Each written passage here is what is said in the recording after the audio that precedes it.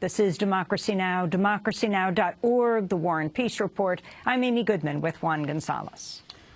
As we continue to talk about the church massacre in Charleston, South Carolina, we're joined now by the leaders of two of the most prominent black churches in the country. In Philadelphia, Reverend Mark Kelly Tyler, pastor of the Mother Bethel A.M.E. Church in Philadelphia. It was founded in 1787 and is the mother church of the nation's first black denomination. He recently interviewed Reverend Clementi Pinckney, who was killed in the Charleston shooting as part of a documentary on the A.M.E. movement in South Carolina. And in Atlanta, Georgia, is the Reverend Raphael Warnock, senior pastor of the Ebenezer Baptist Church in Atlanta, Georgia, which was the spiritual home of Dr. Martin Luther King, Jr.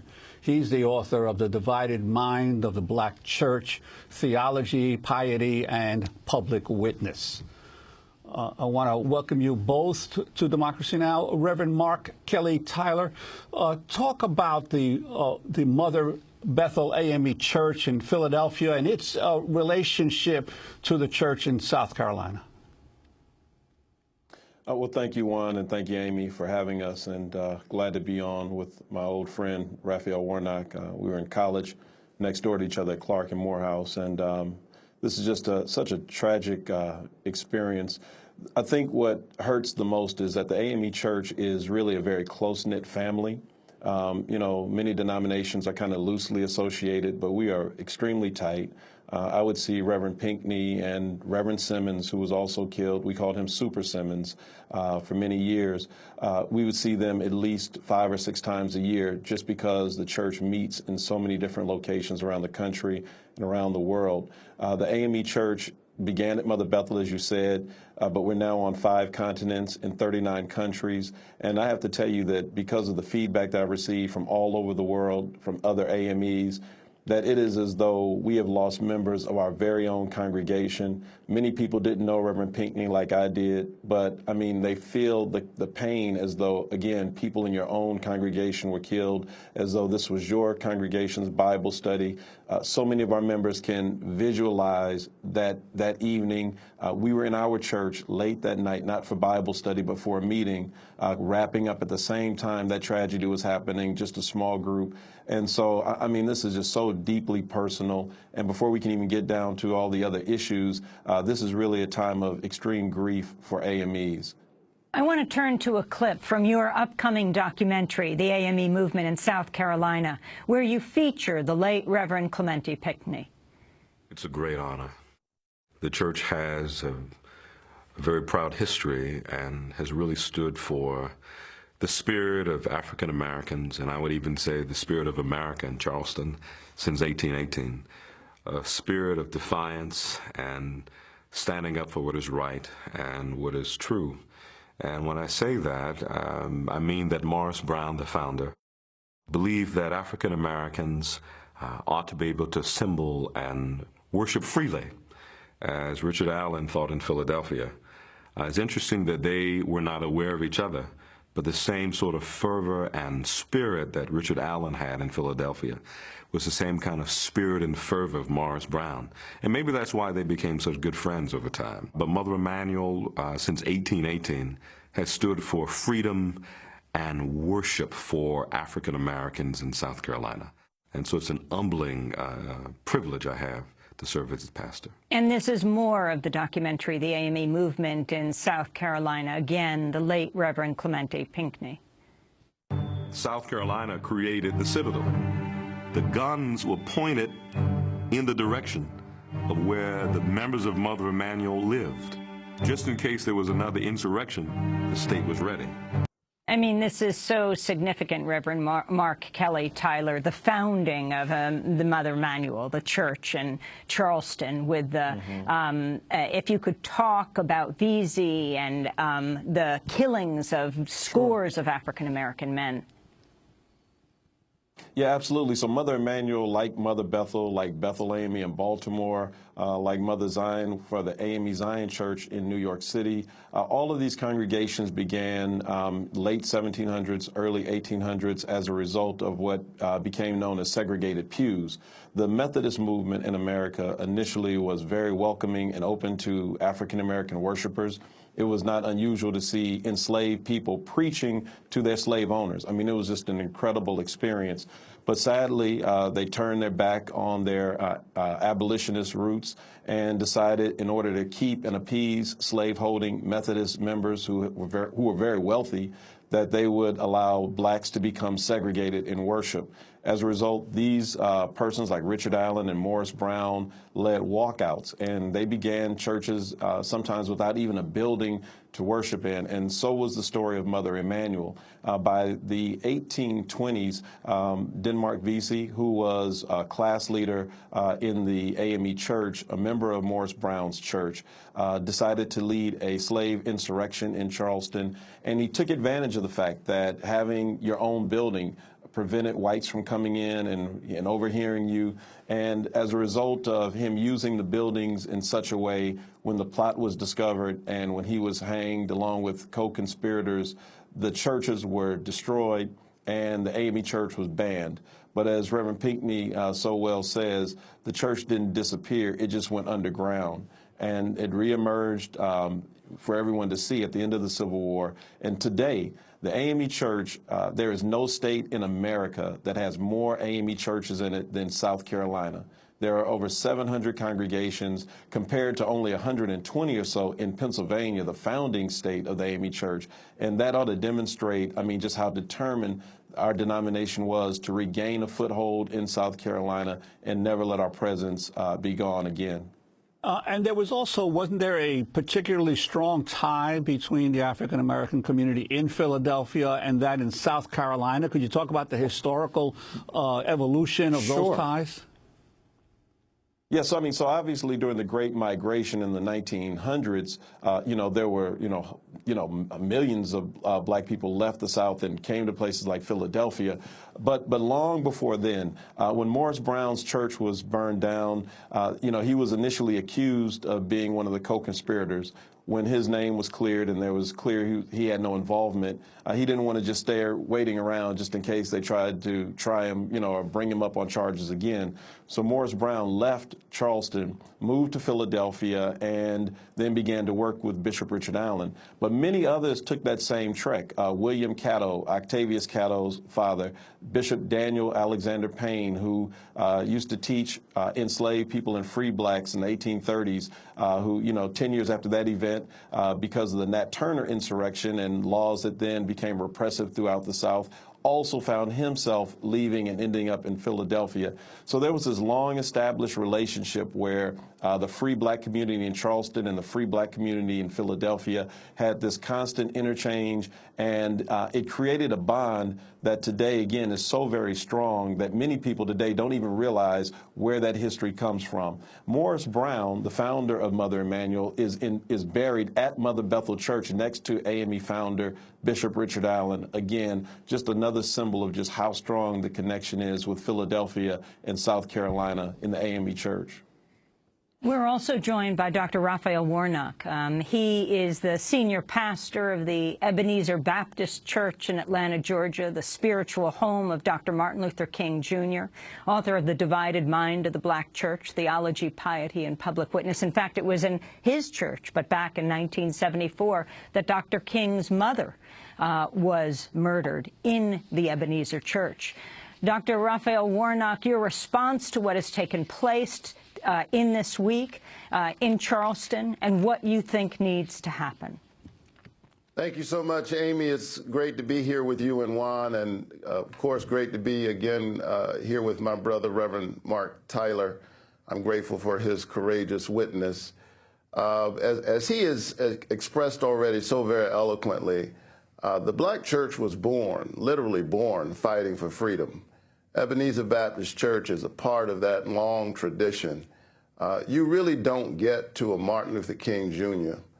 without a Richard Allen in Philadelphia, without a Denmark Vesey in South Carolina, without a First African Baptist Church down in Savannah, Georgia. So this attack on the black church is really an assault against that which is our first freedom movement.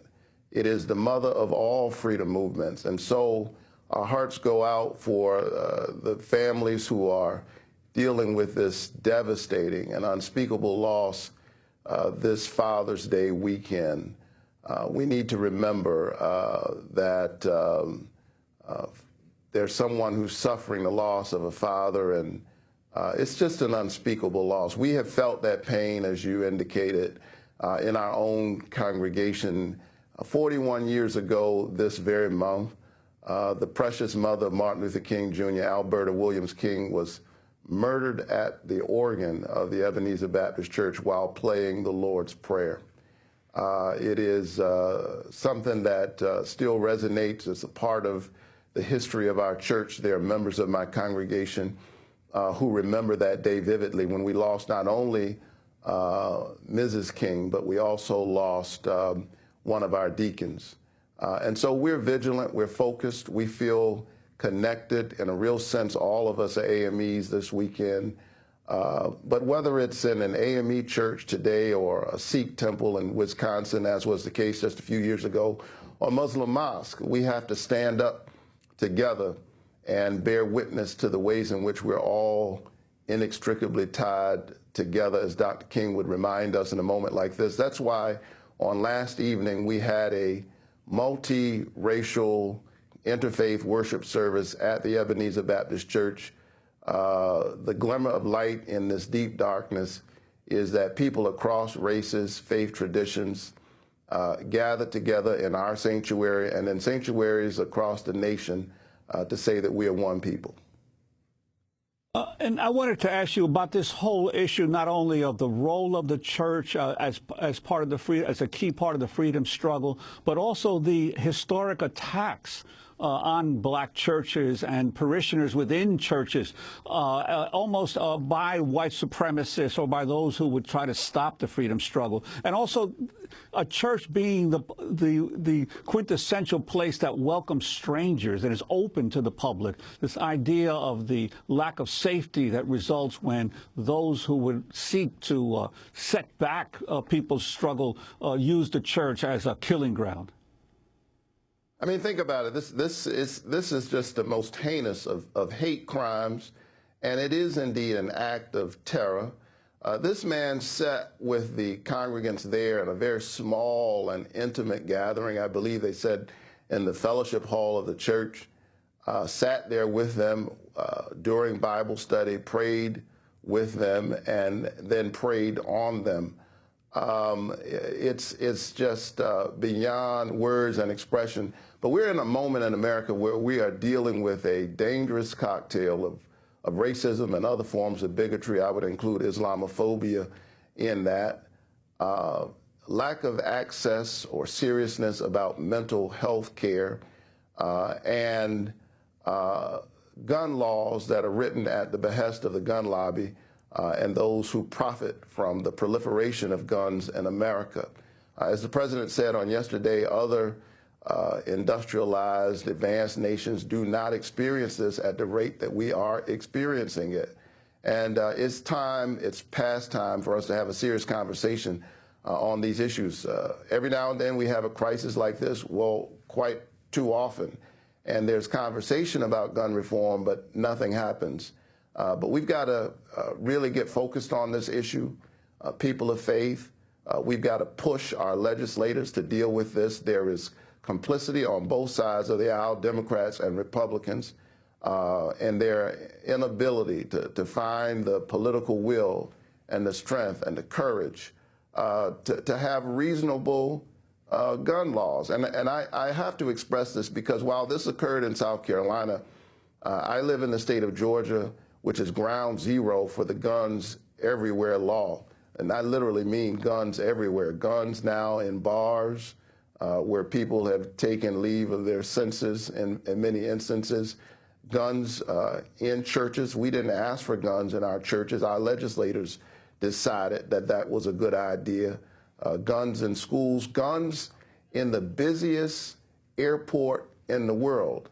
And the other day, a man exercising, he said, his rights thanks to the acts of our legislature, brandished a huge weapon, walking around in order to make a point, he said, about his Second Amendment right in the Atlanta, Hartsfield, Jackson airport. I submit that he was not exercising his Second Amendment rights. He was exercising his white male privilege. It's clear to me that someone who looks like me or someone who's wearing the wrong kind of head dressing could not have walked through the Atlanta airport and have walked out in the way that he did. Reverend Warnock, we're going to talk about gun control in a minute, but I wanted to turn right now to Clemente Pinckney, pastor of the Emanuel AME Church and South Carolina State Senator. He recently spoke in the South Carolina Senate calling for police to wear body cameras in the wake of the shooting death of Walter Scott in North Charleston. Ladies and gentlemen of the Senate, when we first heard on the television that a police officer had gunned down an unarmed African-American in North Charleston by the name of Walter Scott, there were some who said, wow. The national story has come home to South Carolina. But there were many who said there is no way that a police officer would ever shoot somebody in the back 6, 7, 8 times. But like Thomas, when we were able to see the video and we were able to see the gunshots, and when we saw him fall to the ground, and when we saw the police officer come and handcuff him on the ground without even trying to resuscitate him, without even seeing if he was really alive, without calling an ambulance, without calling for help, and to see him die face down in the ground as if he were gunned down like game. I believe we all were like Thomas and said, I believe. What if Mr. Santiago was not there to record what happened? I'm sure that many of us would still say, like Thomas, we don't believe. I believe that as a legislature, that as a state, we have a great opportunity to allow sunshine into this process, to at least give us new eyes for seeing, so that we're able to make sure that our proud and great law enforcement officers and every citizen that we represent is able to at least know that they will be seen and heard and that their rights will be protected. That's the late Reverend Clemente Pinckney, who is also South Carolina State Senator, the youngest person elected to the South Carolina State Senate. He was elected when he was 27 years old, gunned down on Wednesday night at the age of 41, married with 2 children.